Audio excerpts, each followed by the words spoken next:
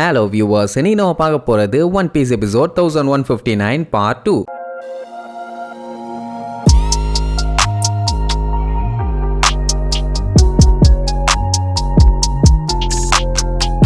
Open பண்ணா அந்த Sun card லூசு பைய மாதிரி சிரிச்சுக்கிட்டு இருப்பான். இத பார்த்துட்டு இருந்த மக்கள் அதே நேரம் அங்க டோர் ஓபனா இருக்கிறதையும் பார்த்துருவாங்க. அப்படின்னா என்ன, இவங்க இங்க இருந்து தப்பிக்க இதுதான் ஒரே ஒரு சான்ஸ், சோ நம்ம இந்த வழியா தப்பிச்சிடலாம்னு சொல்லிட்டு மத்தவங்களுக்கும் இன்ஃபார்ம் பண்றதுக்காக கிளம்பிடுவாங்க. அந்த டைம் தான் அந்த சன் கார்டு வளருவான். என்னன்னா, என் கையில மாட்டிக்கிட்டு நீங்க படாத பாடு படணும், என்னதான் உங்க மேல ஹைருதீன் மரியாதை வச்சிருந்தாலும் நீங்க என்கிட்ட மாட்டிக்கிட்டு படாத பாடுதான் பட போறீங்கம்பா. ஜோரோக்கு அந்த ஹைருதீன் யாருன்னு நல்லாவே தெரியும். அதான் கண்ணாடி போட்ட மாதிரி இருப்பானே அவனை தெரிஞ்சிருக்குதுன்னா அப்ப இந்த லூசு பைய யாரு அப்படின்ட்டு யோசிச்சுட்டு இருப்பான். இங்க இந்த சன் கார்டு பாத்தீங்கன்னா கேஷுவலா இருப்பான், எப்படியும் இவங்களால தப்பிக்க முடியாதுன்னு. பட் நம்ம ஆளுங்க விரதால அடிச்சு புடிச்சு வேகமா ஓடுவாங்க. இன்னும் கொஞ்சம் தூரம் தான், அந்த கண்ணாடி கிட்ட போயிடலாம். என்ன தப்பிக்க முடியாம திருப்பி அவன் கையில மட்டும் மாட்டினாங்கன்னா இந்த டைம் நம்மள என்ன பண்ணுவானோன்னு சாப்பர் பயப்படுவான். ஆனா உசோப்பு அதெல்லாம் ஒரு பஞ்சாயத்து இல்ல, இதை நான் பாத்துக்கிறேன், என்ன ஆனாலும் நம்ம மாட்ட மாட்டோம்னு சொல்லிட்டு உண்டிகோல் எடுத்து அந்த கண்ணாடியை எய்ம் வச்சு அடிப்பான். பயங்கரமா பிளாஸ்ட் ஆகி அங்க இருந்த பிளாக்ஸ் எல்லாமே நம்ம ஆளுங்க மேல வந்து விழும். பேசாம போயிருந்தா கூட நம்ம ஆளுங்க அட்டாக் பண்ணி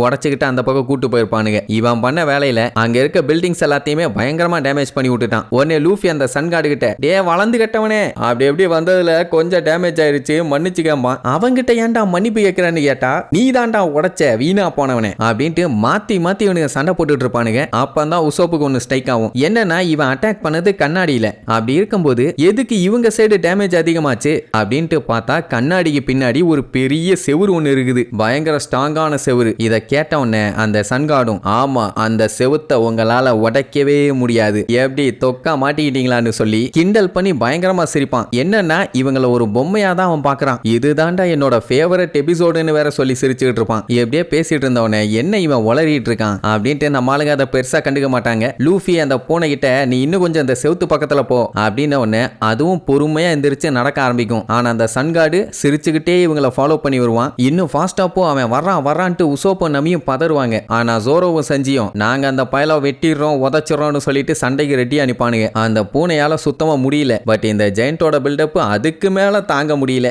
என்னதான் நீங்க வீக்காவும் கேவலமாவும் இருந்தாலும் உங்ககிட்ட அந்த குருட்டு தன்னம்பிக்கை இருக்குது, அது எனக்கு ரொம்ப பிடிச்சிருக்குதுன்னு லூஃபி, ஜோரோ, சஞ்சி, உசோப்பு, நமி, சாப்பர்னு எல்லாரோட பேரையுமே கரெக்டா சொல்லுவான். அதுவும் அடமலியோட. எல்லாத்துக்கும் பயங்கர ஷாக்கு, எப்படி நம்ம பேர் இந்த லூசு பயலுக்கு தெரியும்னு. அந்த டைம் அந்த சன்கார்டு ஆடிக்கிட்டே பாடிக்கிட்டே ஜாலியா வருமா. வழியில இருக்க ஒரு பிளாக்ல கால் பட்டு பொத்தக்கட்டில்னு அங்கேயே விழுவான். பைத்தியக்கார ஹாஸ்பிட்டல்ல இருக்கவனை ஏன்டா இப்படி வெளியே விட்டு எங்க உயிரை வாங்குறீங்க, இதே வேகத்துல வந்தான்னா நம்மள புடிச்சிருவானேன்னு உசோப்பு பதறிட்டு இருப்பான். அப்பதான் நமி கூப்பிட்டு, ஏன்பா உசோப்பு, நேச்சுரல் டிசாஸ்டர் நடந்தா அது நம்ம தப்பு இல்லம்பா, எந்த மாதிரி சொல்ற, எர்த்குவேக்கா, ஃப்ளட்டா இல்ல லைட்னிங்கா, கண்டிப்பா இதுல எது நடந்தாலும் மத்தவங்களை குறை சொல்ல முடியாதுமா, நம்ம வேற இங்க வந்ததுல இருந்து படாத பாடுபட்டுட்டோம்ல அப்படின்ட்டு இவங்க ரெண்டு பேரும் வந்தப்ப என்னென்னலாம் பாடுபட்டாங்களோ அதெல்லாம் யோசிச்சு பாப்பா. அதனாலேயே அவளுக்கு வெறி ஆயிருச்சு, அதுக்காகவாச்சும் அவனை ஏதாச்சும் பண்ணணும்பா. பட் அவன் தான் பெரிய சைஸ் ஜெயண்ட் ஆச்சு, அவ்வளவு சீக்கிரத்துல அவன் கூட எல்லாம் சண்டை போட்டு ஜெயிக்க முடியாதுல்ல. பட் நமி காண்டான உடனே சஞ்சியும் காண்டாயி, எனக்கு ஒரே ஒரு விஷயம் தான் உறுத்திக்கிட்டு இருக்குது, நினைச்சு பார்க்கும் போதே எனக்கு வெறி ஆகுது, வெறுப்பேறுதுமா. நமி அழுத விஷயத்த சொல்றானா இல்ல ஃபீல் பண்ணத சொல்றானான்னு பார்த்தா அந்த ஜெயண்ட் தானே இவளுக்கு ட்ரெஸ் மாத்தி விட்டுருப்பான். எவ்வளவு தைரியம் இருந்தா அவன் உன் ட்ரெஸ்ஸை மாத்தி விடுவான், எனக்கு கிடைக்காத சான்ஸ் எப்ப அவனுக்கு கிடைக்கலாம், இன்னைக்கு அவனை கொல்லாம விட மாட்டேன்ட்டு கிளம்புவானா.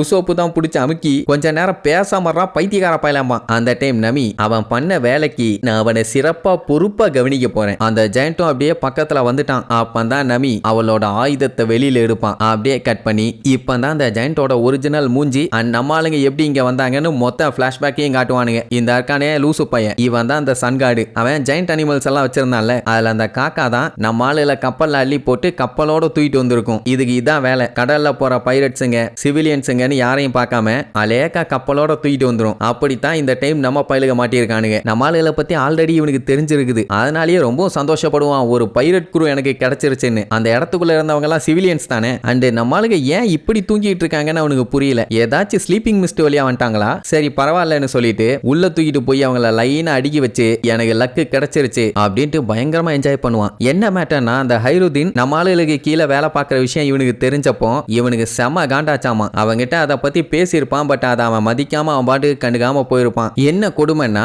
இவனும் அந்த ஜெயண்ட் வாரியர் பைரட்ஸோட ஒரு மெம்பர். ஹைருத்தீன் தான் முக்கியமான ஆளு. அவன் இவங்களுக்கு கீழே வேலை பார்த்தா இவனுமே இவங்களுக்கு கீழே தானே வேலை பார்க்கணும். அதுதான் அவனுக்கு செம காண்டு. எல்பேஃப் வாரியர்ஸ் தான் இந்த உலகத்திலேயே ஸ்ட்ராங்கஸ்ட் வாரியர்ஸ். அப்படி இருக்கும்போது நாங்க எதுக்கு இப்படி குட்டி ஹியூமன்ஸுக்கு கீழே வேலை பார்க்கணும் அப்படின்ட்டு லூஃபி வாயெல்லாம் இழுத்து இழுத்து விளையாண்டுகிட்டு இருப்பான். இப்போ அதுதான் அவனுக்கு கடுப்பாகுது. அது எங்களை அவமானப்படுத்துற மாதிரி அப்படின்ட்டு அலேக்கா தூக்குவான். நம்மளும் கையில பாதி தான் இருக்கான். இப்படி சின்னதா வீக்கா இருந்துகிட்டு எங்களையே ஆளை பிளான் பண்ணிட்டீங்களா, விட்ட மாட்டேன்பா. தூங்கிட்டு இருக்கும் போது நீங்க எல்லாருமே வெத்து வெட்டுங்க அப்படின்னு சொல்லிட்டு அப்படியே நமியை தூக்கி வச்சுக்கிட்டு இப்போ இவ தான் என்னுடைய புது ஃபேவரட்டும்பா. அந்த டைம் அவ லைட்டா அப்படி அசைவாளா, எப்படியே விட்டா கண்டிப்பா எந்திரிச்சிருவாங்கன்னு சொல்லி அவங்க மேல மயக்க மருந்து அடிச்சு விட்டு இன்னும் கொஞ்சம் நேரம் தூங்க வைப்பான். ஏன்னா அப்பதான் ட்ரெஸ்ஸை மாத்தி விட முடியும். அதுக்கப்புறம் தான் அவங்களுக்கு எல்லாம் ட்ரெஸ்ஸை மாத்தி இந்த இடத்துக்குள்ள தூக்கி கொண்டு போய் போட்டுட்டான். இப்போ அவனுக்கு ஜாலியா தான் இருக்குது இந்த மாதிரி நம்மளுக்கு பிரச்சனை பண்றது. பண்ணுங்க பண்ணுங்க எவ்வளவு முடியுமோ பண்ணுங்க, ஆனா இந்த இடத்தை விட்டு தப்பிக்க முடியாதுன்னு சாலிடா சொல்லுவான். இதுக்கப்புறம் எப்படியோ நம்ம எல்லாம் ஒன்னாதான் வாழ போறோம். ஆனா என்ன ஆனாலும் நான் உங்களுக்கு கீழே வேலை பார்க்க மாட்டேன், உங்களுக்கு மேல நான் தான் சுப்பீரியரா இருப்பேன் அப்படின்னு பில்டப் பண்ணிட்டு இருக்கும்போது திடீர்னு அந்த இடத்துல பயங்கரமா கிளவுடு ஃபார்ம் ஆகும். அதுவும் கருப்பு கலர் கிளவுடு. அவனுக்கு ஒரே ஷாக்கு. ஏன்னா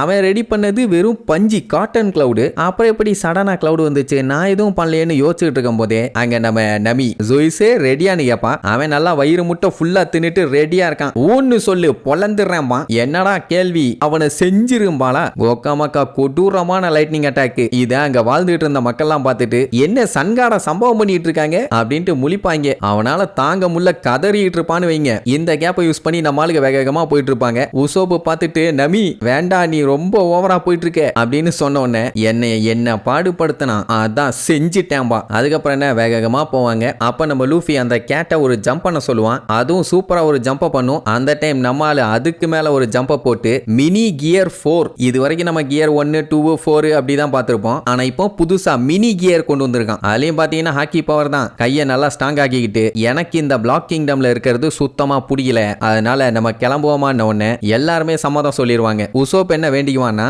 அவனுக்கு எப்படியாச்சும் இவங்க எல்பேஃப்ல இருக்கணும்னு ஆசை. சோ ஓபன் பண்ண உடனே இவங்க எல்பேஃப்ல இருந்தா ஓகேம்பா. லூஃபி கம் கம் காங் கன்னு சொல்லிட்டு ஓங்கி ஒரு குத்து செவுரு சில்லறையா செதறிரும். அந்த இடத்துல ஒரு பெரிய ஓட்டை. அவ்வளவுதான். எல்லாத்துக்கும் சந்தோஷம் தாங்க முடியல. நம்ம வெளியில போறோம்னு. சரி இனி இதுக்கப்புறம் நம்மளுக்கு வெளியில சேஃப்டியா அந்த ஜெயண்ட் கிட்ட இருந்து எஸ்கேப் ஆயிட்டாங்களா இல்ல மறுபடியும் அவன் புடிச்சு வச்சு ஏதாச்சும் பஞ்சாயத்து பண்ண போறானான்னு அடுத்தடுத்த எபிசோட்ல பார்க்கலாம். டாடா.